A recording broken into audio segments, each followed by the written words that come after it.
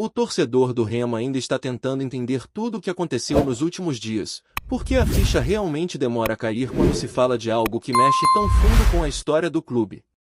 Depois de mais de 3 décadas olhando de longe a elite do futebol brasileiro, o Leão finalmente reencontrou o caminho da primeira divisão, e não foi de qualquer jeito. Foi com drama, com virada, com um Mangueirão pulsando do início ao fim e com uma combinação de fatores que transformou o domingo em um dos dias mais marcantes da vida de quem veste azul. A vitória diante do Goiás virou símbolo de um roteiro improvável, daqueles que só o futebol é capaz de montar, e que colocou o Remo novamente no topo após tanto tempo de espera. A caminhada não foi simples. O time passou por altos e baixos, mudanças importantes e momentos em que parecia que tudo estava escapando pelas mãos. Mas aí entra um personagem que virou praticamente sinônimo de acesso no futebol brasileiro. A chegada de um novo comando técnico sacudiu completamente o ambiente, trouxe confiança para um elenco que parecia travado e recolocou o Remo na disputa real pela vaga. Em um intervalo curto de jogos, o que antes era preocupação virou esperança, e a esperança virou uma arrancada impressionante dentro da competição. O treinador assumiu o time quando o cenário era muito mais pressão do que perspectiva. A equipe estava longe do ritmo ideal, vinha de resultados irregulares e não conseguia apresentar consistência. Mas, aos poucos, o clima interno mudou. O vestiário ganhou vida, o ambiente ficou mais leve e os jogadores começaram a recuperar a confiança que parecia ter evaporado ao longo da Série B. E isso se refletiu imediatamente dentro de campo. Em 10 partidas, o Remo embalou uma série quase perfeita, com 7 vitórias, 2 empates e apenas um tropeço, mostrando um futebol competitivo, intenso e determinado. O rendimento ultrapassou a marca de 76% de aproveitamento, algo digno de candidato ao título, enquanto até então a campanha era completamente oposta, com números que deixavam um time estacionado no meio da tabela. Essa guinada fez toda a diferença na reta final. Antes do duelo contra o Goiás, o Remo havia passado 3 jogos sem vencer e deixou de depender apenas dos próprios resultados. A pressão aumentou e o treinador precisou tomar decisões importantes. Ele sacou peças experientes, mexeu nas laterais, reorganizou o meio e apostou em jogadores que, até então, tinham espaço limitado. A mudança deu resultado imediato. O time encontrou equilíbrio, melhorou na saída de bola e voltou a apresentar intensidade pelos lados do campo. Quando a bola rolou no Mangueirão naquele jogo decisivo, o Remo parecia ter recuperado não só o bom futebol, mas também a alma competitiva que o torcedor sempre cobra. A virada por 3-1 diante do Goiás virou símbolo dessa transformação. O estádio inteiro vibrou cada dividida, cada carrinho, cada arrancada como se fosse a última. A atmosfera foi tão forte que até quem estava em campo ficou impactado. O próprio treinador comentou depois que nunca havia sentido algo parecido, que a chegada ao estádio já mostrava que algo muito maior do que um simples jogo estava prestes a acontecer. E realmente estava. O acesso seria conquistado de forma épica, com participação direta de jogadores que elevaram seu nível na hora mais decisiva da temporada. Entre esses nomes, impossível não falar do artilheiro do time no campeonato. O atacante, já experiente, reencontrou no Remo a versão mais agressiva e confiante da carreira. Depois de um ano inteiro sem marcar sequer um gol, ele desembarcou no clube paraense praticamente como uma aposta, uma tentativa de recuperar protagonismo. E a resposta foi imediata. Ele se tornou referência técnica, referência emocional e referência dentro da área. Com 31 anos, viveu a temporada mais produtiva da vida, balançando as redes 19 vezes e distribuindo 9 assistências ao longo do ano.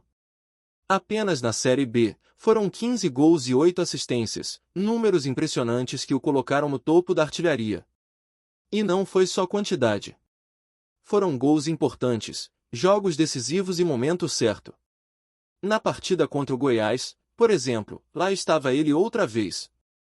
Marcou um gol, serviu 2 vezes e comandou o ataque com uma frieza que tirou qualquer esperança do adversário.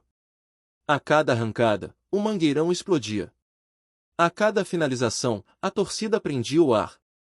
Ele participou diretamente de 8 gols nos últimos 10 jogos, mostrando que estava pronto para carregar o time exatamente quando mais precisava. E, ainda assim, fez questão de dividir o mérito.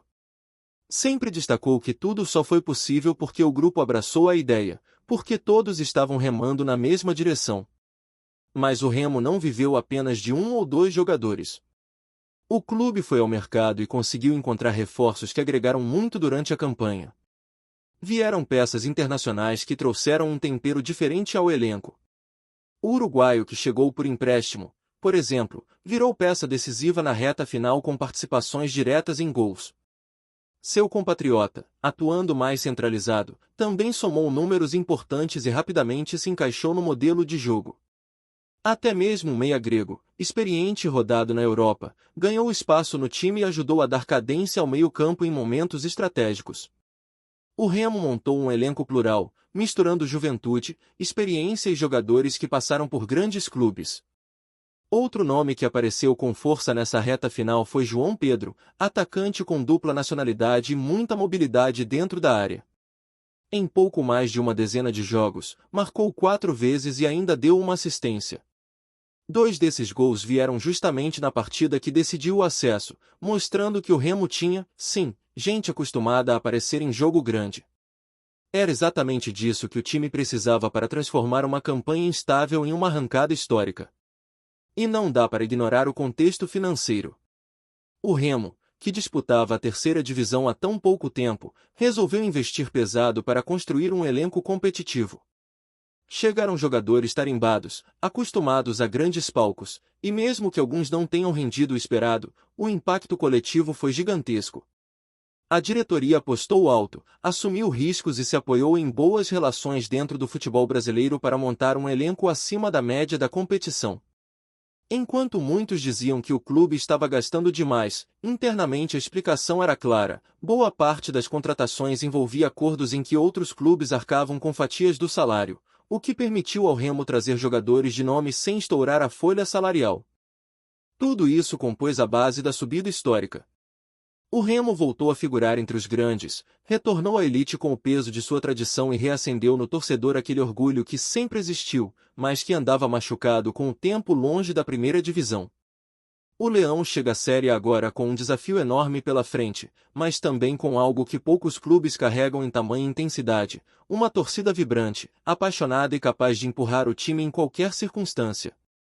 O curioso é que toda essa trajetória não começou dentro de campo, mas nos bastidores, quando o clube decidiu que precisava mudar seu patamar.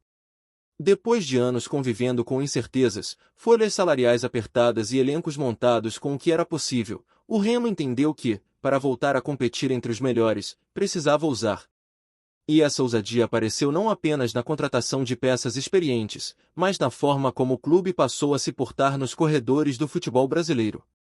O Remo deixou de ser coadjuvante e passou a ser ativo, disputando jogadores, buscando oportunidades, conversando com clubes grandes e usando relacionamentos para montar um elenco que fosse capaz de entregar mais do que apenas permanência na Série B. Isso abriu portas e aproximou o time de atletas que, até pouco tempo atrás, pareciam distantes da realidade azulina. Essas mudanças externas se conectaram diretamente com o ambiente interno. Quem acompanhou o Remo de perto percebeu que o clima dentro do vestiário foi se transformando ao longo da temporada. Jogadores que tinham passado apagado em outros clubes começaram a encontrar espaço para mostrar serviço. Jovens ganharam confiança. Veteranos se tornaram lideranças naturais. A convivência diária ficou mais leve, e o discurso de união deixou de ser apenas frase para entrevista e virou prática em campo. Era possível notar a entrega coletiva, principalmente nos momentos mais difíceis, quando o time não vencia e a pressão se acumulava. Mesmo assim, não houve rachaduras, não houve queda de braço, não houve ambiente insustentável. O grupo seguiu unido, com a sensação de que ainda dava tempo de recuperar o rumo. A torcida também teve papel fundamental nessa mudança. Em vários momentos da temporada, especialmente nos jogos em casa, o Mangueirão virou um ambiente completamente fora da curva. Era como se o estádio respirasse junto com o time, criando um clima que intimidava adversários e empurrava o Remo para cima. Quando o torcedor percebeu que o acesso começava a se desenhar, a mobilização passou a ser diária. Caravanas, recepções, mosaicos, cantos incessantes. O Remo passou a jogar com algo que muitos clubes maiores não conseguem comprar: paixão genuína. E isso faz diferença em campo, principalmente quando falta perna, quando o placar aperta ou quando uma derrota ameaça abalar a confiança. A conexão entre torcedor e jogador ficou evidente naquela reta final. Em vários treinos, o elenco era recebido como se estivesse entrando para disputar uma final. O ambiente criado pela própria cidade mostrou que Belém abraçou a ideia de recolocar o clube na Série A. E quando a bola rolou no jogo decisivo contra o Goiás, essa energia estava espalhada por cada canto do Mangueirão. Era uma pressão quase física, que empurrava o time para frente e não deixava cair nem quando o cenário parecia complicado. O Remo jogou aquela partida como se estivesse defendendo a própria identidade, e o resultado mostrou exatamente isso: entrega, superação e confiança no coletivo. Dentro de campo, além das figuras mais conhecidas, o Remo teve jogadores que talvez não tenham recebido os holofotes, mas que foram essenciais para o funcionamento da equipe. Houve quem brilhasse silenciosamente na marcação, quem segurasse a pressão quando o time precisava respirar e quem desse consistência ao meio. O torcedor pode até não lembrar de números específicos desses atletas, mas sentiu a presença deles. Foram eles que seguraram os jogos complicados fora de casa, que travaram o sistema defensivo em momentos delicados e que permitiram que os jogadores mais ofensivos tivessem liberdade para decidir. A base do acesso não foi construída apenas com gols, mas com detalhes, com ajustes táticos, com escolhas de posicionamento e com muita disciplina. A defesa, que vinha sendo um problema ao longo do ano, ganhou solidez nos momentos cruciais. Houve mudanças de peças e até reposicionamentos que começaram a dar resultado. A saída de um dos titulares, que vinha sendo criticado, abriu espaço para que a zaga se reorganizasse e encontrasse uma dinâmica mais segura.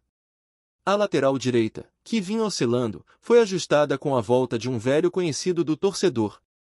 E isso fez o time ganhar profundidade sem perder a compactação. O Remo passou a jogar com linhas mais próximas, diminuindo os espaços para o adversário, e o goleiro, que havia sido muito exigido durante a campanha, começou a trabalhar com mais tranquilidade. No meio-campo, o encaixe das peças foi vital. A chegada de jogadores estrangeiros trouxe repertório e experiência, além de uma maneira diferente de cadenciar o jogo. Enquanto alguns atletas davam ritmo, outros aceleravam. O Remo passou a controlar melhor os espaços e a distribuir o jogo com mais inteligência. E isso refletiu diretamente na performance ofensiva. O time começou a chegar com mais jogadores ao ataque, criando triangulações, explorando as laterais e fazendo infiltrações constantes. O ataque, que já vinha sendo destaque pela fase inspirada do seu artilheiro, encontrou ainda mais força à medida que o meio-campo passou a trabalhar de forma sincronizada. O crescimento ofensivo, inclusive, foi um dos pontos mais fascinantes dessa arrancada azulina. O Remo passou a ser um time que finalizava mais, que trocava passes com convicção e que tinha opções variadas para construir jogadas. O gol já não dependia apenas de uma bola esticada ou de uma jogada isolada. Era possível ver tramas pelo meio, viradas rápidas de jogo, combinações entre os pontas e o atacante centralizado. Tudo isso deu ao Remo um perfil de equipe competitiva e com presença constante na área adversária. E quando a confiança voltou para o setor ofensivo, o time virou praticamente imparável. Os reforços estrangeiros, que chegaram inicialmente como incógnitas, se adaptaram rápido. O jogador uruguaio encontrou seu espaço na ponta, oferecendo velocidade e precisão nos passes. O outro, também uruguaio, deu musculatura ao meio e ajudou muito na recomposição defensiva. Já o meia grego, mesmo tendo chegado no meio do ano, trouxe calma e leitura de jogo. Era aquele tipo de jogador que não aparece tanto para o torcedor, mas que faz o time respirar quando precisa. Ele conseguia segurar a bola, rodar o jogo e acalmar o ímpeto adversário em momentos de pressão. Gostou da informação? Deixe seu like, compartilhe com os amigos e comente sua opinião sobre o que está rolando no esporte. Quer saber mais sobre seu time favorito? Continue acompanhando o Nordeste Sport News. O ambiente esportivo paraense amanheceu tomado por um burburinho daqueles que fazem qualquer torcedor largar o café no meio da mesa. Nos corredores do Baenão, comentava-se em voz baixa, mas com olhos arregalados, que o Remo teria aprontado mais uma de suas movimentações silenciosas e surpreendentes no mercado. A história começou como um cochicho, ganhou força nas redes sociais, e sem que ninguém percebesse, já havia se espalhado por toda a cidade. Bochili e Iago Pikachu estariam desembarcando juntos para vestir azul marinho. Ninguém confirma oficialmente, ninguém nega com convicção. É aquele tipo de silêncio que diz muita coisa.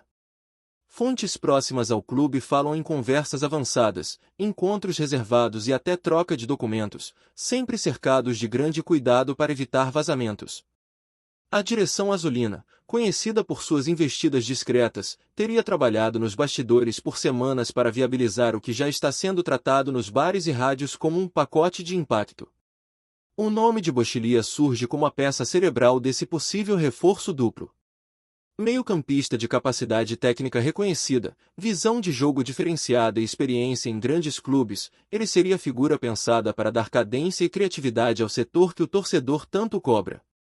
Já Pikachu, dono de versatilidade rara e presença ofensiva constante pelos lados, traz consigo a memória afetiva de temporadas marcantes no futebol nacional, o que aumentou ainda mais a comoção quando seu nome passou a circular.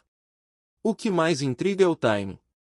Comentam que a diretoria do Remo buscava um movimento capaz de mudar o astral do elenco e estremecer a concorrência. Trazer dois nomes de peso de uma vez só seria um recado claro. O Leão quer mais, quer subir de patamar, quer incendiar seu torcedor. E não faltam relatos de azulinos que já passaram o dia imaginando o Baenão lotado, soltando aquele rugido quando os dois reforços forem anunciados oficialmente, se forem, claro. Por enquanto, tudo permanece no território do rumor bem alimentado. Mas a cada hora que passa, mais gente garante que a fumaça é forte demais para não haver fogo. Se Bochilha e Pikachu realmente surgirem no Baenão, o Remo terá dado um dos movimentos mais ousados de sua temporada, e o torcedor, que já vive de paixão, ganhará mais um capítulo para contar por muitos anos. Obrigado por assistir ao Nordeste Sport News. Se você quer estar sempre atualizado sobre o que acontece no futebol do Nordeste, inscreva-se no canal e junte-se à nossa torcida. Até a próxima, e que venham mais vitórias para os nossos times!